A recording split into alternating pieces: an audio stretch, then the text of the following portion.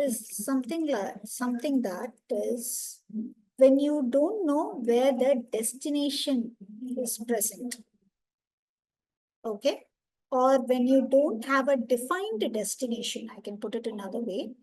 When we don't have a defined destination. Okay. Say, for example, you from your computer, you're working in an organization, you want to browse in the internet. So you're hitting google.com, then inside Google, you're opening Gmail, and then you go to Google search of different website. You want to you want to look into some, what to say, some furnitures manufacturing company, or you're opening that website. So you keep browsing on internet. So what's happening is on browsing, what is happening is you keep searching or reaching different destination IP addresses over the internet. Okay. At that case, the destination is not defined, but the router know, okay, through this is the exit interface or this is the next stop IP in order to reach any destination. So yesterday we were saying about static route, say 192.168.1.0, 255.255.255.0. And what would be the next stop? That is the directly connected network, right? So here what we've seen is IP route 3 dot network. So 13.3 is the exit interface, this interface. So in the static route syntax, we can put the next stop IP directly, or you can put the exit interface GI 0/0 like that. Along with the interface, you can also put 192.168.13.3. Anything is okay. Okay, this is some different possible ways to configure static route. Now we are talking about the default route. Okay, default route is actually, you don't know the defined destination, but you want to reach any destination. So if only this route is going to get added in the network, what is going to happen is it's going to drop all other packets. 1 second, 1 minute. So if I'm going to add only this static route, 192.168.3.network alone, so what is going to happen? Any other packet or any other network traffic apart from 192.168.3 range, this router R1 is going to drop. It's not going to send it to this interface because only on the static route, this route is only defined. So what I will put is, I'll put another route, okay? That is a default route. So wherein I don't know what are the networks that I'm going to reach. So subnet mask is also 0.0.0, but you should define that next to hop alone, okay? So this is a default route. Okay, so what is going to happen is, once again, there's too much of noise. Sorry, there's a lot of disturbance from my end. My kids are coming here and there wherever I go. So I'm switching places actually. Okay. They are too small. They are not understanding actually. If I say sit quietly or be quiet or do something, no, they are not understanding. They keep roaming behind me. Okay. Okay. So just leave that. Okay. So now default route. Okay. So this route 0.0.0 means any traffic apart from 192.168.3 dot range will also reach the next stop. That is, we do not have a defined IP address over internet, right? All public IPs. These are whatever we defined here is private range, right? Class C private range. So those are defined. On the public end, it is not defined. So even we have an internet proxy on the service provider end. So through proxies, many IP addresses are being routed. So we don't know anything. So just we give a 0 dot range to have a default routing enabled. So this is default routing. Another routing, we call it as floating static route. Same applies here also with the next stop IP. Instead of next stop, we can give the interface alone, interface name alone, or along with the IP address alone. So anything will work on the default route end also. Floating static route. So what is floating static route is where we are going to define the AD value. Yeah, just a minute. So how to configure the static route? The 0.0.0. It's simply 0 only. In the Like config. for which interface will configure? No. It's, see, all these IP route commands and all, it's not inside the interface. It is on the global configuration. Yesterday we were seeing, right? Only these are the interface IP addresses. This comes under interfaces. So interface, and inside interface, we are defining an IP. If I'm directly hitting any command like this, it means on the global interface mode. So I'll mention, even if, say, for example, if I want to mention inside interface, I would have mentioned interface in the previous line. Okay. So it is not interface. So you understand in that way. If I am directly mentioning any command line, that means it's direct on global configuration mode.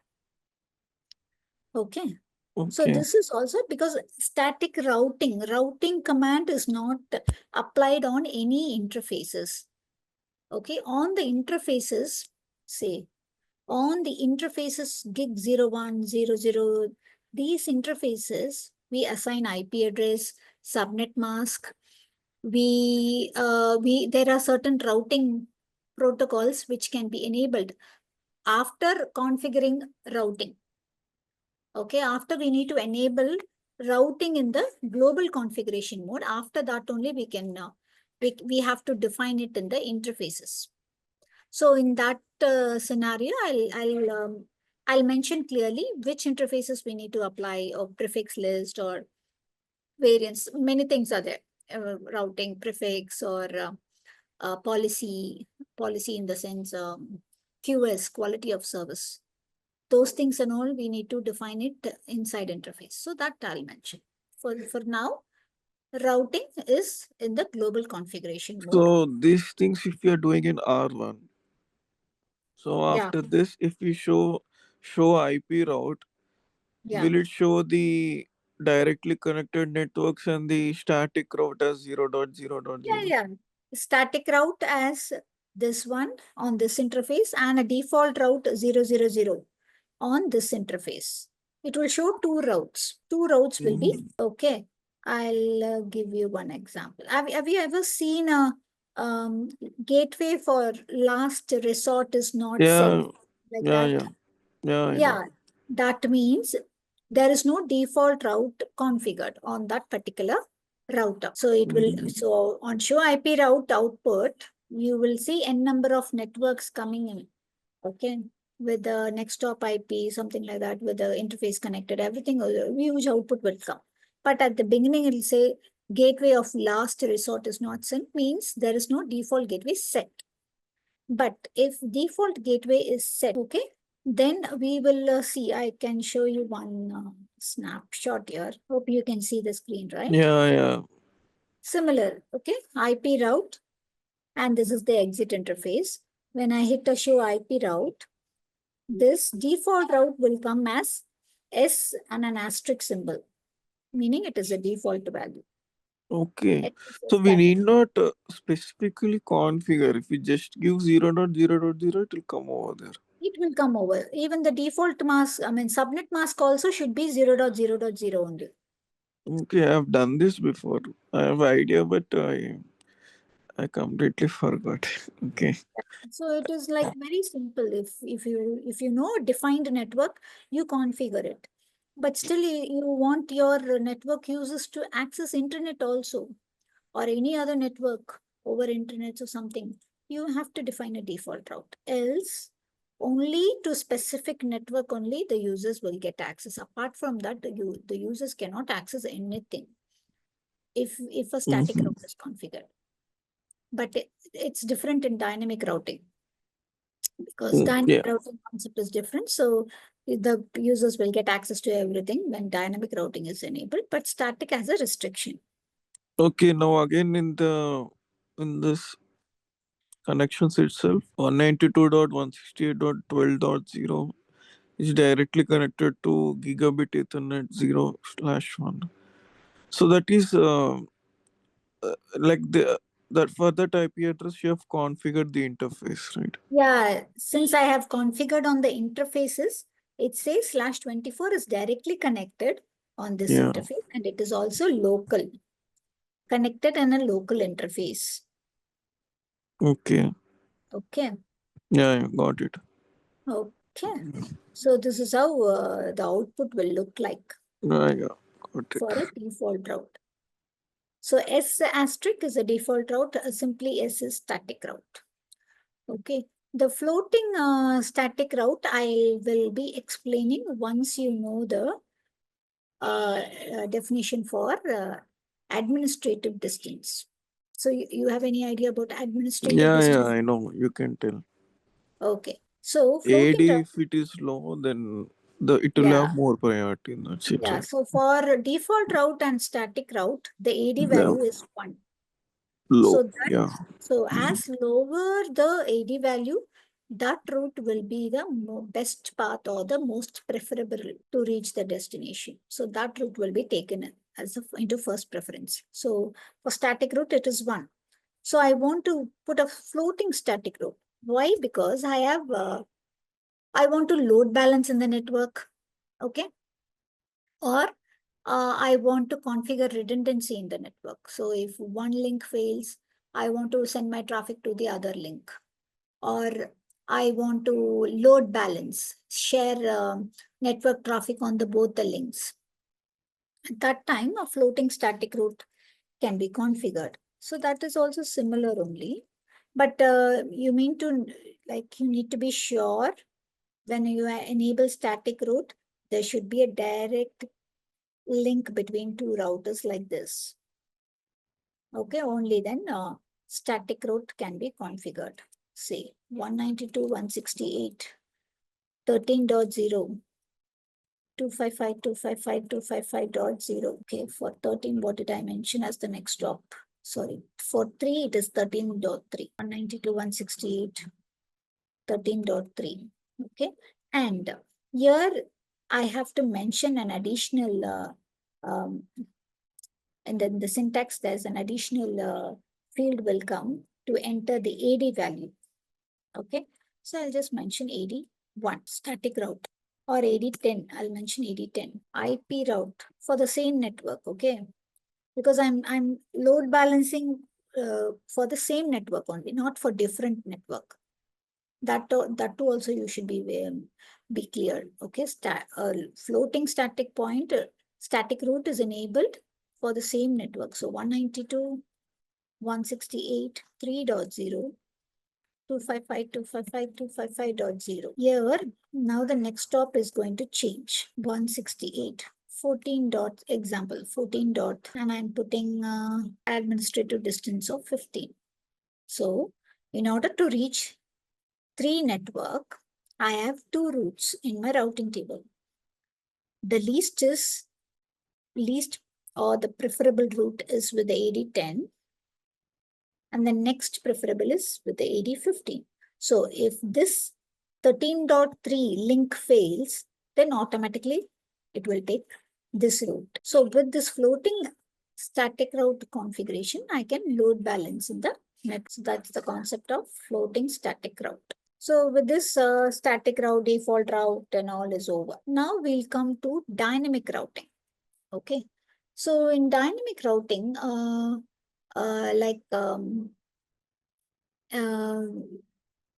we have only 2 major dynamic routing protocols under 2 categories. Okay. Under 2 categories, I'll put up Sorry again, I'll share the text file, okay? So in dynamic routing, we have two protocols, okay? Major protocols, IGP and EGP. Able to see my screen actually? Yes, ma'am. Yes. The text file, okay. Yeah. IGP is interior gateway protocol. So under these two categories only, all the routing protocols falls. Okay, based on the different routing algorithms, it's been categorized. Okay, so under IGP, we have three major routing protocols classified with link state routing protocol, okay, link state routing, distance vector. Okay, so distance vector, link state, and hybrid comes under IGP, and under EGP, path vector routing protocol. Okay, so link state we have, you must be knowing OSPF, ISIS, right? Under distance vector, we have RIP, version 1, version 2, IGRP, Interior Gateway Routing Protocol. These are all comes under distance vector. On hybrid routing is nothing but a combination of link state and distance vector together, dual algorithm. Okay. There we have EIGRP, Exterior Internet Gateway Routing Protocol. Under path vector, we have BGP, Broader Gateway Protocol. So these are the routing protocols majorly we are still using in the IGP. What is IGP and EGP? Okay, so IGP is nothing but networking or routing is going to happen within the same autonomous system, within the same network. Say, for example, we have a vendor or service provider like Vodafone or Geo, okay? Say Vodafone. So we are going to have networking enabled between Vodafone, only inside Vodafone network. That is IGP, Interior Gateway Routing, okay? Within the same autonomous system. So Vodafone together, or all offices around the globe, everything comes under same autonomous system number only. Whereas EGP, Exterior Gateway Protocol, will connect between different autonomous system, different network, or we call it as different autonomous system number. The difference between IGP and EGP. So here in IGP, OSPF, IGRP or EIGRP is going to connect within the same autonomous system number only. It is not capable of communicating or routing between networks or between different autonomous system. No, it is not capable of doing that. It does not have features of routing between different autonomous number. All these OSPF, IGRP or EIGRP and ISIS, RIP version 1, version 2, and all are outdated. We are not using in the real-time network. Just for study purpose or theory purpose, we have ISIS, RIP version 1 and 2 and all. But real-time, it's not in use.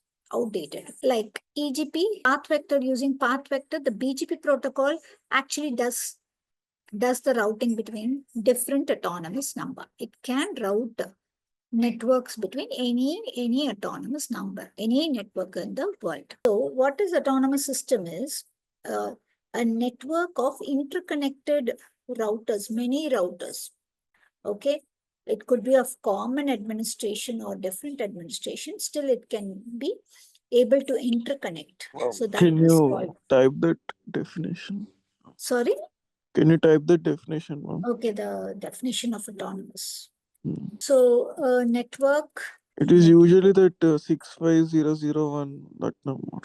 Yeah, that is the autonomous system. That is called as autonomous. 65001 is basically we use. but there are many 65002, 65045, many autonomous. So each network has its own autonomous system. So Vodafone, they follow one autonomous system number.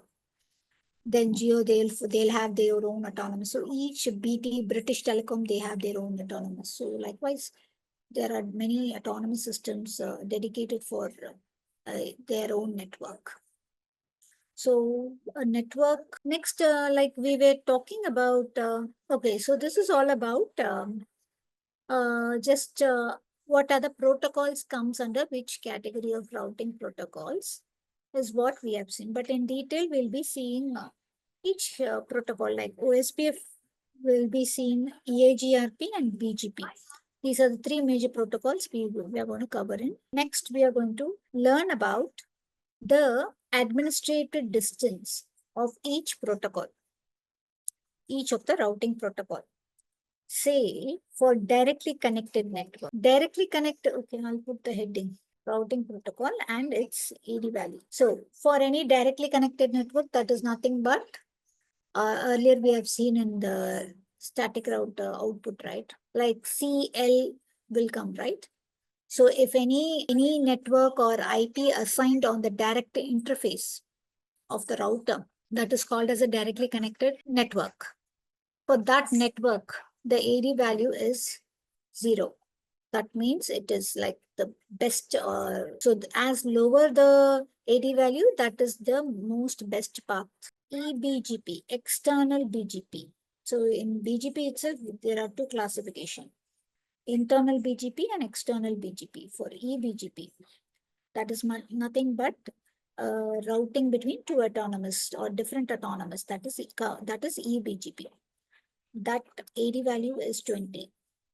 Okay. Ma'am, can you write the symbols also for this? Sorry, what should I write? That's what the symbols in the routing table. Symbols. The letters which they are presented in the routing table. The routing table I've shown in an output. That one Yeah, you. like in connected it is C, right? For static it will be a star. EAGRP Okay. it will be. Likewise, yeah, I'll cover next topic as. Okay. You can write beside connected itself. It will be easy when I check. Here itself. But I thought here I'm just giving the values for the AD, no? You want to mention it here itself. Because in routing table, I won't see the full name, no, ma'am. I'll just see the letter. So when I'm practicing, I can go through this notepad and I can check the alphabet that is related Yeah, I to. can give you. Yeah. For all the routing, no, yeah, I'll give you. First, let's cover this. I'll write it, but still. For external BGP, for EIGRP, okay, for EIGRP internal, the AD value is 90. So any EIGRP, it's by default is 90. Okay, if at all the routes are getting advertised only within the, it is 110. So when compared to EIGRP, OSPF, which routing you want to use, is better to use EIGRP. But still, network administrators, they use OSPF as their routing protocol. Why? Because the OSPF has some features, additional features like summarization on the link state. So there are certain features which they feel more advantageous or more specific to the routes. So they'll use OSPF. But EIGRP is just a flat configuration. Just like that, you enable EIGRP, that's it. With certain 3 to 4 syntaxes only. So you can enable EIGRP easily. ISIS is having a value of 115. RIP, it is 120. EIGRP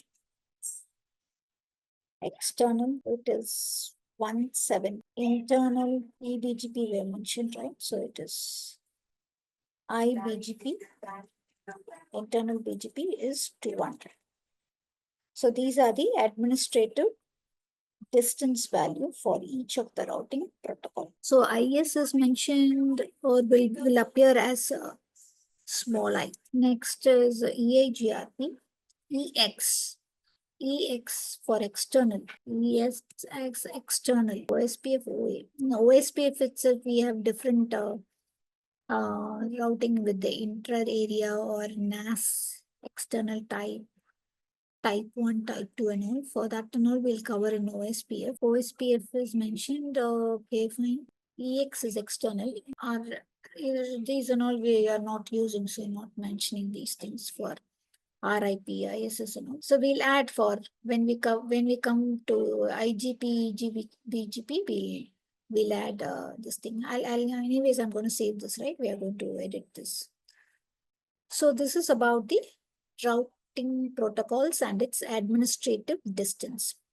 So the least or the best route is static route, because our routing information of the packets is not going to go or get advertised in any of the network except for the network which I'm going to define in the next op. So that is predefined. So that is most preferable. Apart from that, what is best is what EAGRP we'll use, or we'll use OSPF. Okay, if it is going to be with the different AS, okay, then it is BGP.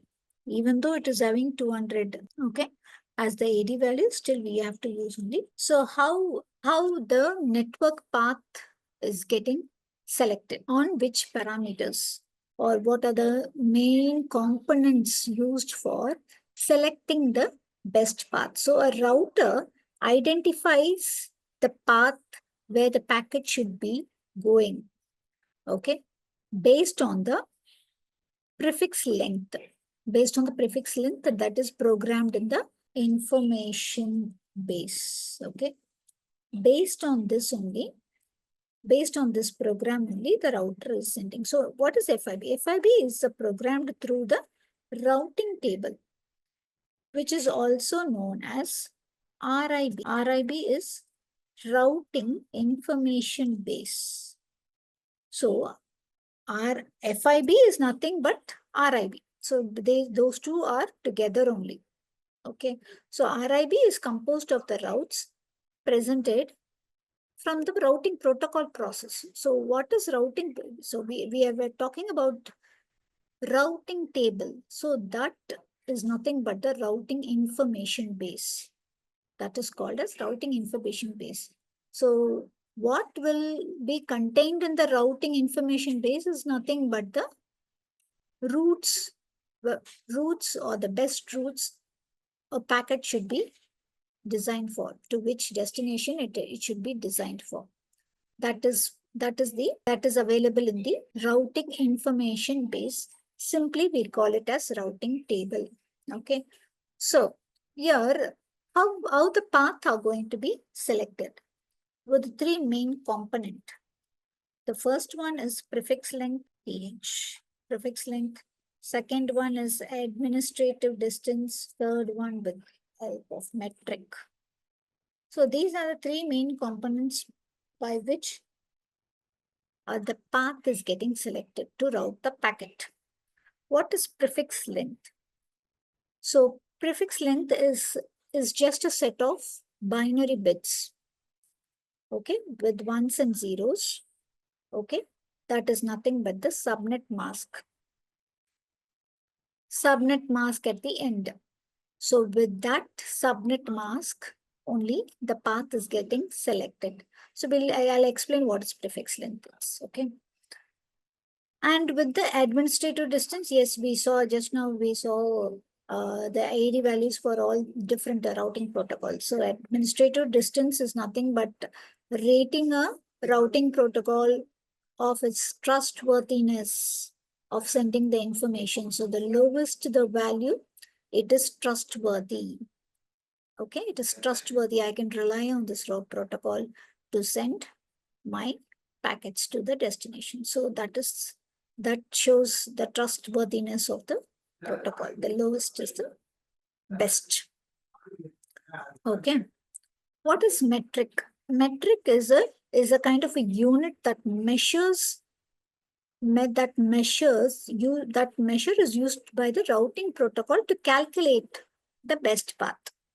The metric vary from protocol to protocol. So each protocol has its own metric. Like say, for example, for EAGRP, the metric which is used is bandwidth, reliability, the K values, and all other metric. For OSPF, the cost of the link is the metric. For RIP, the distance is the metric. So likewise, each protocol has its own metric value to define. Okay, metric is the measure used to define the routing protocol to choose its best path. So if I'm using AIGRP, I have multiple routes to reach the destination. But with this metric, it will calculate which is the shortest and the best path. Similar to OSPF also, like cost. So multiple links are there. It will calculate based on the cost, link cost. So the lower the cost, the most preferred route. That is metric. So with these three parameters only, the path is getting selected. So now coming to prefix length. So have you heard or got any idea about prefix length? Do you have any idea on prefix length? I have idea, but I don't know exact definition. Okay, say 10.0.3. Okay, so I have three networks. But if you see these three networks, all the network bits are same only, right? But it's only the subnet mask bits are changed, which defines actually the how many hosts will come under each network, right? If you see, it's on the whole /24. It's on the whole, it's a /24 network, but inside that /24 only, /26 and 28 comes in. Inside 24 only, 26 and 28 comes in. You agree with that, or you're clear with that, or you want to explain that? Oh, I did not understand. Okay. So let's first go to /24. So in a /24 network, so what will be my starting IP address? 10.0.3.0. Okay. What is my ending? 10.0.3.255. What is my subnet mask? 255.255.255.0. This is for a /24 range, correct? 24 is representing my subnet mask. So 24 network bits. So 255.255.255.0. So you got this clear /24 range? 24 means 24 ones, right? Yeah, 24 ones. So Once last three, this 255.255.255 represents the 10.1. that is the subnet mask. So see, 24 subnet mask, 26 is subnet mask, 28 is subnet mask. Okay. Yeah, for the 24 subnet mask, this is the third one present, right? For 24 subnet mask, what will be my network IP? What will be my broadcast IP? Yeah, I got it. Okay, this is my network ID, right? Yes. Call it as network ID. This is my broadcast ID. 10 dot is it is class A, right? Yeah, class A. So And what is my network. first usable IP? 10.0.3.1. And what is my last usable IP? 10.0.3.254. And this is the subnet mask for this range. Okay, so network host, right, for class A. No, this is not class A. For class A, it is /8 network, but in my example, I'm putting it as a /24. Similar to class C, but just forget about class A, B, C now, okay? How come you're able to decide .0 as a network ID? Like there's only one host bit? Which zero you're talking about, this zero? Yes. Or this zero? No, This the zero. In network ID, if zero, you are that is able the, to turn all the host bits into zero, it is a network ID. So how did you decide that there is having only one That host. is the starting IP address. No, this is the network I'm going to define. Okay. So 000 is the network. See, what is okay? I'll just concentrate only on 254. Oh, sorry, 24/24. Okay, /24. If I'm going to put in binaries, how it will be? 1 1 1 1 1 8 ones, right? 0 0 0 0, right? This is how it's represented, right? /24. Yes. Correct. Okay. So with this /24, I want to calculate for this range, what will be my first IP address. So first IP address and what is my last IP address. Right. So Yes. anyways, So you're we're starting. representing a class A IP address with 24 CIDR Yeah. notation. So So that it's will be becoming class C. class C, yes. So It's 10, kind of 0, different 3. notation. Yeah. Okay. No, you'll come across many things like this. Many things like this in the real network. But okay. Okay. For you Yeah. to for you to make it easy, I'll put it 192. Okay, so that you will not be confused. It's easy now. Yeah. No, it's easy. First I'll remove that confusion. You'll see that is the subnetting actually. That's why we are using subnetting. On the private ranges itself, I cannot still rely on /8, right? /8 has huge number of hosts connected. But with subnetting process, I'm using a private range and I'm optimizing it to a /24 network so that it contains only 254 usable IP addresses. So you can convert a class A to class C by subnetting. No, at that time I cannot say it as a class C. If I want to say as Oh, class it's A, B, C, then whatever fixed subnet mask I'm going to use, that should be used. Only then I can define it as class A, B, C. If I'm changing the subnet mask, okay, VLSM by using VLSM subnetting, CIDR subnetting, then if I'm changing the CIDR okay.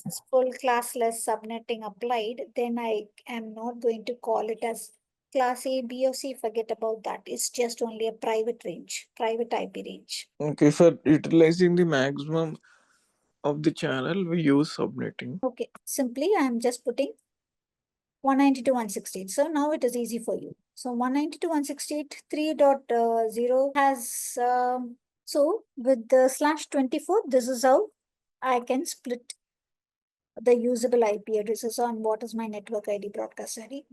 Fine. Next, so these three routes are available in my routing table. Okay. Okay, these routes are available in my routing table. I have configured a static route. Okay. And for this network, I have configured IP route 192.168.3.0 with this subnet mask and with the next hop as 10.1.1.1. Okay. For this network, next hop is 10.2.2.2. Okay. For this network, 10.3.3.3. Okay. This is how I have configured static route in my network. So for this network, I have split it like this, the network ID, broadcast ID, to make it clear. Again, now for 26. Okay. For 26 range, 192.168, 3.0 is the first. If you are good in subnetting, then will be easy for you. 192.168, 3.1 is the first usable IP. 192.168.62 is the last usable IP. 192.168, 3.63 is the broadcast ID.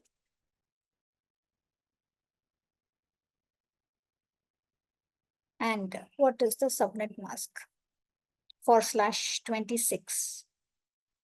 You have any idea for /26? What is the subnet mask? 255.255. 255. 253.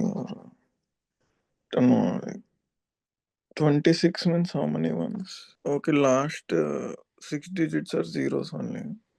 Yeah. So what is 190, 128 plus 64, yeah. 132, 192. So this is my subnet mask for this range. That is my So 192.168.3 dot 3.63 is there, right? But 3.192 should be the broadcast ID, I think. no, not 3.192 is the subnet mask. This is you're adding the you're adding the network bits once, right? So on the last octet, it is something like this. This is on the subnet mask end. On the host end, how it will be like 63 is 00, 11, 11, 11. So if you add this, it will come 63. So what is 1 over here? 2 power 0 is? Yeah, that part I got it, but how did you get 001111? 0, 0. So see, on the network end, so this is subnet mask end. Okay. Okay. This is subnet mask. Subnet mask, I have 2 network bits. So when you sum up 2 network bits, Yeah, that part you're I getting understand. 192. So remaining all host bits only, right? So in order to Okay. calculate the host IP address, I am putting host bits as 1, subnet mask as 0, 0. Okay, So, network ID, the host bits will become 1 and the network bits will become zeros. Yeah, yeah.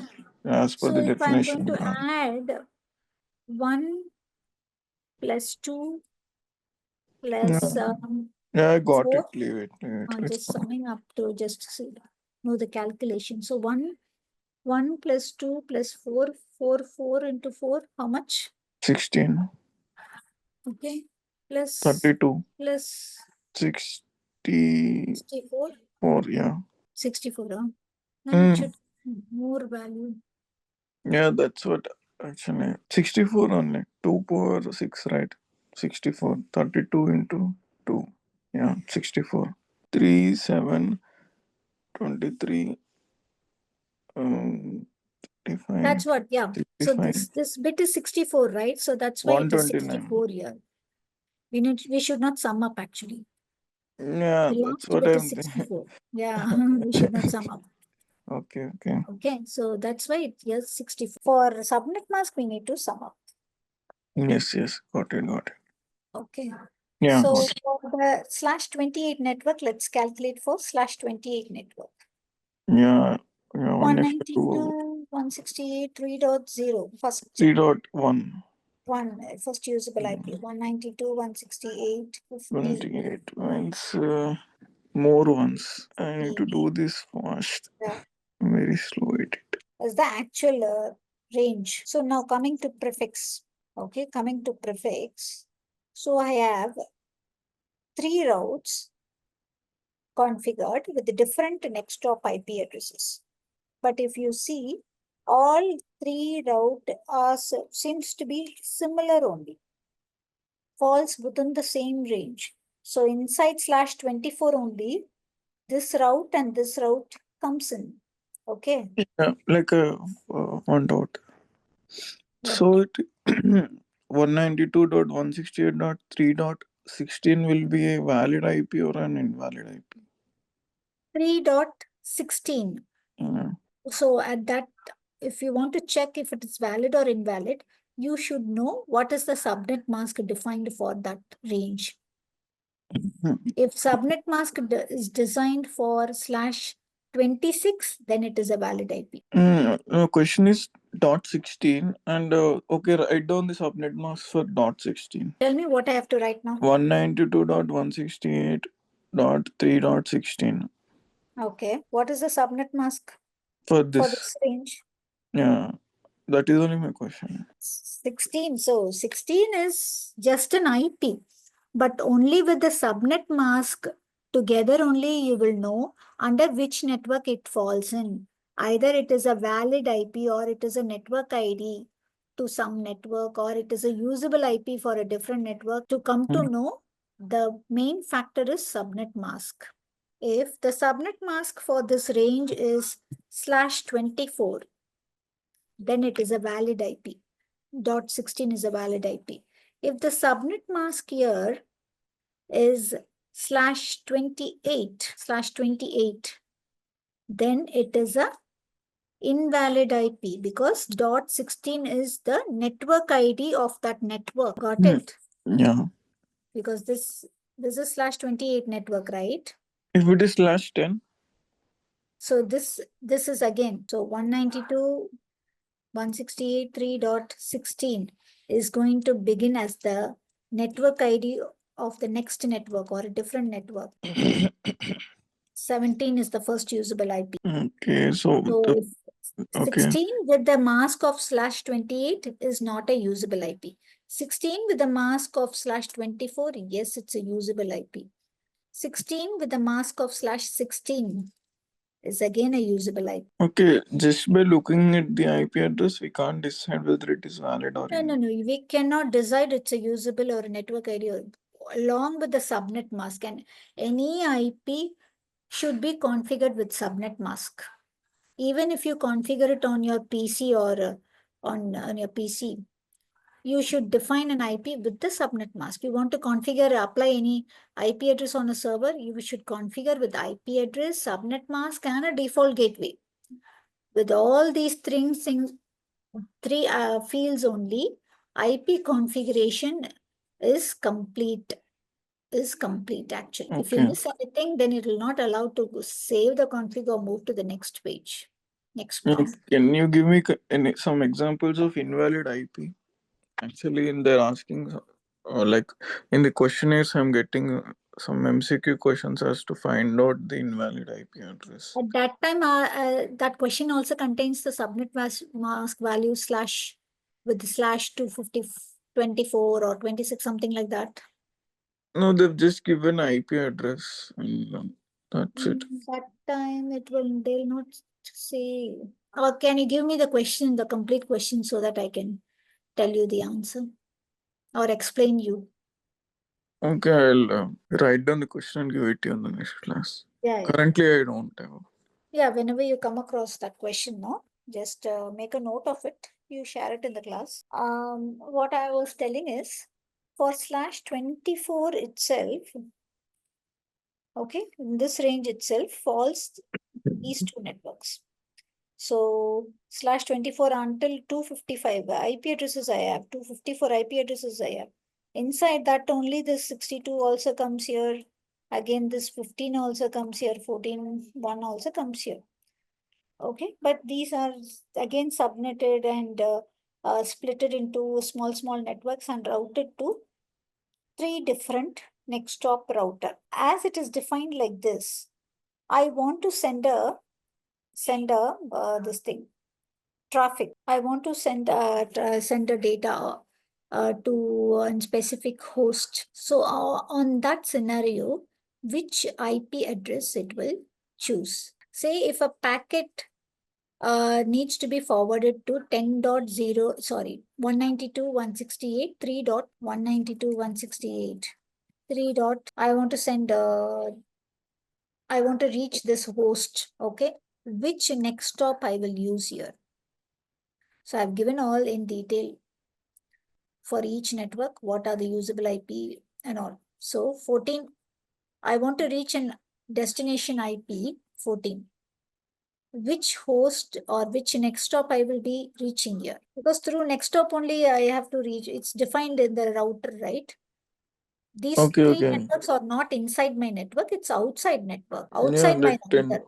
10.3.3.3 will be. 14 is the IP address, destination IP, to which next stop it will go, the network traffic will go. 10.1.1.1. So this is more specific route, right? When I have a more specific route in my routing table, it chooses that path. Say if 192.168.3.42, which next stop I will use? 10.2.2.2. Yeah. So again, most specific route is being selected for the path. The path is being selected by the router, right? So this is the prefix length.